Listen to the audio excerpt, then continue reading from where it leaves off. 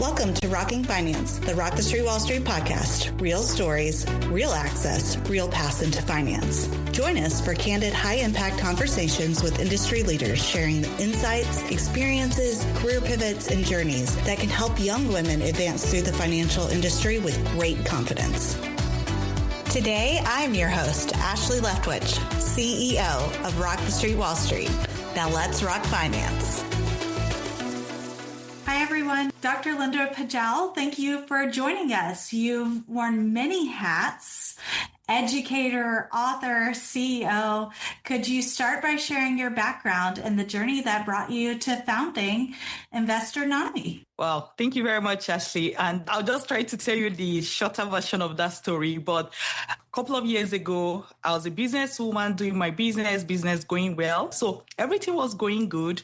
At this point, I'm not a mom yet. So I really wanted, I started looking for something that could make me money on the side, even when I am not able to show up. Specifically, I was a bit afraid that maybe if I get pregnant, who knows what will happen to my face and how it's going to be. I may not be able to come on screen. Then that can affect my finances. So that was like the root cause of that desire.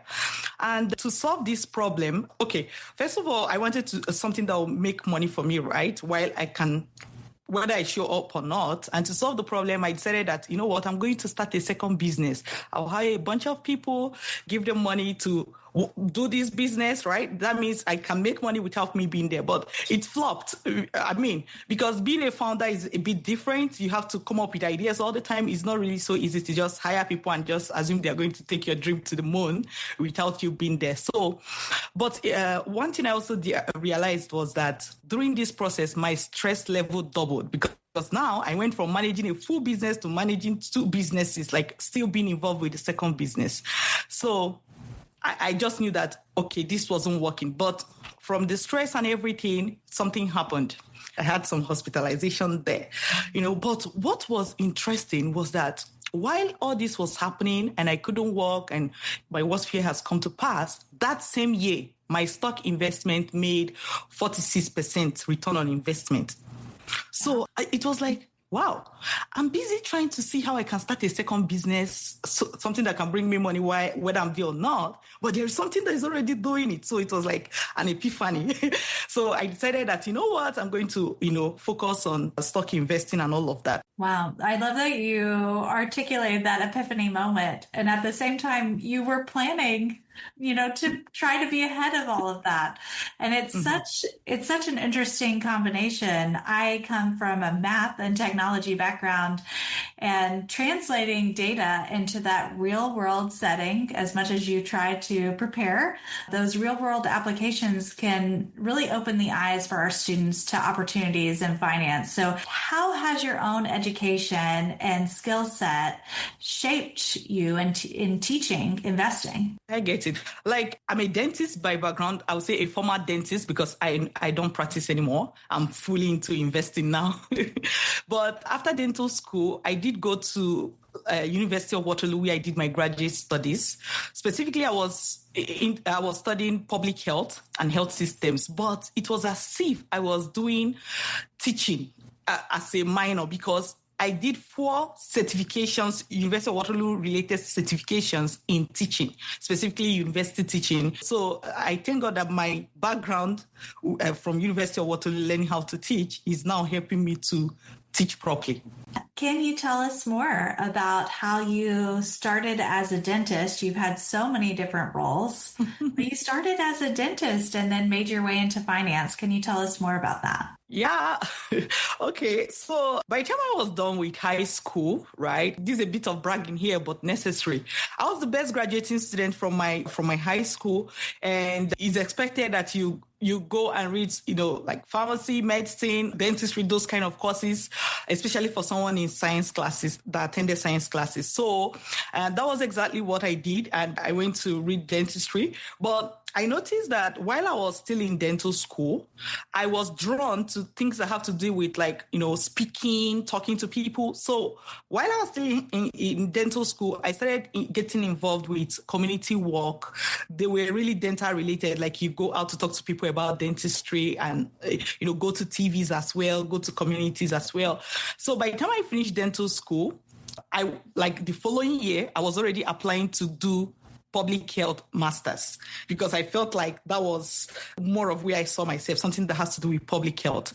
So that was what led me to University of Waterloo, and I studied public health. But then I also discovered that the public health, say in Canada, that's where University of Waterloo is more into running data and working with your laptop, versus the public health I was getting involved with in Nigeria, which is my original country, where you have to do with community. So there was a mismatch between what I thought I was coming to study and what I was studying. So I did my master's, started my PhD, and eventually dropped out of PhD to start my business. And that was the business that had to do with personal brand that I was talking about. Basically, the business I was teaching students how to get scholarship, because I got scholarship at University of Waterloo to teach students how to get scholarship.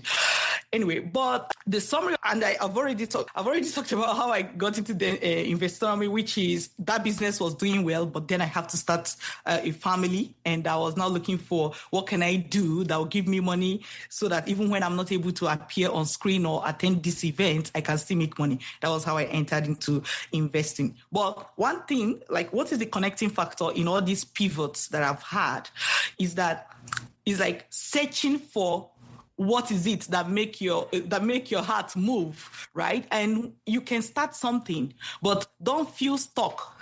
If you find something else that you feel, oh, I'm more drawn to this thing, it's okay to explore it. And sometimes it may not even work out as you wished, and that's still not the end. You can still try something else. So that's what has been happening with me. And I like how in your journey you talked about the passion that, your passion, you pivoted based on what your interest and what your passion was, and finding that alignment. It's really great. That will really resonate with the students. Thank you so much for sharing that. Well, you've written a book called Stock Market Mama. And I have a young daughter, and we talk all the time about whether or not the bull or the bear won for the day. And investment literacy is so important, of course, here at Rock the Street, Wall Street, and to me personally. What inspired you to write this book? And who did you picture as your reader? I actually have two books, but Stock Market Mama is the first one. I was in the hospital and I saw women. That was the real thing that made me to write this book. I was writing this book while I was still pregnant. After I was back from hospitalization, I was at home and I've started writing this book. So the hospital experience inspired me to write this book. And with the book is focused on teaching women how to use investment income to, cover up for motherhood related income interruptions. So that's the book. So the person I was picturing is an adult, not necessarily a mother, a female adult, right? Anybody above 18. Because the way I saw it was that if you're already pregnant and you're going through this thing, it's like you're already in the mess, right? What if you could plan way ahead of time? What if you could start investing even before you get married, or even before you start thinking of starting a family? So even if you already have kids, you can still read the book. So that's the person I was focusing on. But what if somebody is below 18? Maybe they're not really thinking of motherhood anytime soon. So I have this book, or we call it Pure Beginner's Guide to Stock Market Investing. It is more basic, and it teaches somebody who may not understand all these investing jargons or anything, adults, anything somebody that is sophisticated will understand, but they may not be able to understand it. So for, let's say, teenagers, for example, they can read this one, say teenagers, because it's basic, right? So I think I've answered the question focusing on women, but then there's something else for people who are not adults yet. Yeah, I could not agree more that compounding, it's one of my favorite words. So that the value of time is so large in investing, but you're right. If you haven't started, today's a good day. And so compounding is something that I'm particularly passionate about. And what you mentioned as far as the lexicon in the industry and understanding what those different terms are. It's so critical as well to build that confidence and to be able to, participate in conversations. So can you share with us maybe two quick wins from your books and small steps that someone can take now that can make a big impact in their financial future? Thank you. So the first one will be learn how to invest, or learn wealth building in general. So I would definitely say that one thing, I shared the story in the stock market book anyways. So one thing somebody can really do is to learn how to invest. No, because if you start putting your money and you don't know what you're doing, the end result is almost guaranteed losses, right? And nobody's investing with the goal of making losses. So learning is one thing somebody can do today. The second one will be, let's see, I tried to read that down. Okay, the second one will be to start now. You mentioned compounding, because time is one of the things that can help you win a lot. Somebody that started investing 2 years ago versus somebody that started investing 12 years ago. The person that started investing 12 years ago, all things being equal, is likely to have made more from investment, right? Assuming they all know what they are doing. But so the point is, don't wait to start later. Start now. I mean, even if it's the learning, even if you're not investing now, start the learning now, right? So those are the two things. Wonderful. You're a CEO, you're an educator, you're an investor. What does your typical day look like? Or do you even have a typical day? Oh, well, I don't have a typical day because every day tends to be different, but yet there's some kind of, let's say, pattern, right? So I've divided it into, say, morning, afternoon, and night.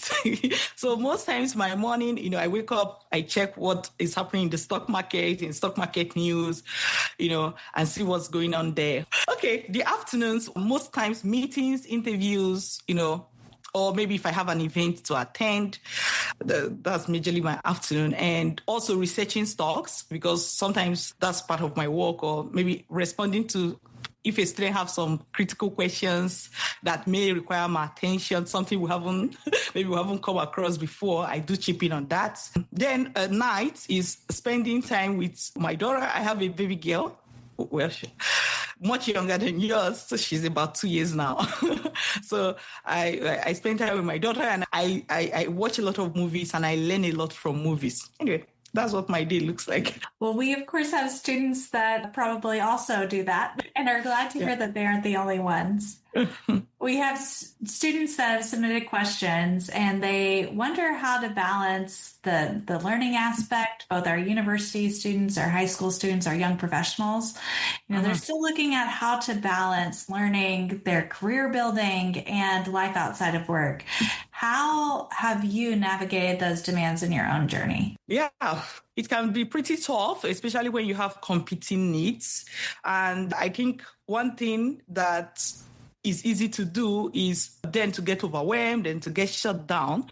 But one thing I do when there's so many things, and like, having a baby, having a business, having yourself to deal with. So slow down and then take it one step after another, because if you keep moving, you are going to continue to make progress. It is better than stopping as well. So slow down, not stop, and not moving too fast. And what maybe building on that is a habit or possibly even a mindset that has served you most in your career to keep it moving? And yes, I have this saying that I repeat to myself sometimes, which is, when the going gets tough, only the tough gets going. So I remind myself that it's tough now, but you're tough too. So the tough gets going. So it just puts me in that mental state to keep moving. Wonderful. Thank you so much. To close, what's one thing that you would share with our students as they start building wealth and confidence? Okay, the first step, I believe they're already taking that, which is engaging with Rock the Street, Wall Street Financial Center. So for me, I think that is good is because putting yourself in that environment where you're listening to CEOs, engaging with moving with people who have that mindset, that investing mindset, wealth building mindset is very important, because your environment plays a great role, and they're already doing that.